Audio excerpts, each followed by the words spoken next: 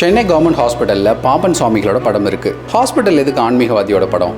1923 பாம்பன் சுவாமிகள் நடந்து வரும்போது அவர் காலில் ஒரு வண்டி ஏறி அவரோட கால் எலும்பு முறிஞ்சிடுச்சு. உடனே அவரை சென்னை ராஜீவ்காந்தி ஹாஸ்பிட்டலுக்கு கொண்டு போனாங்க. அப்போ பாம்பன் சுவாமிக்கு 73 வயசு.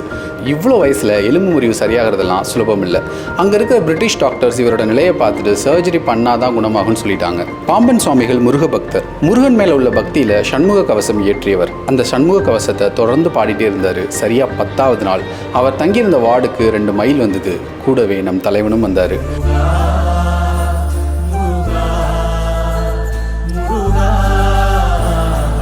அடுத்த நாள் அவரை பார்த்த டாக்டர்ஸ்க்கு நம்பவே முடியல. கால் முழுமையாக குணமடைஞ்சிருந்தது. எக்ஸ்ரே கூட எடுத்து பார்த்தாங்க, எந்த காயமும் இல்லை.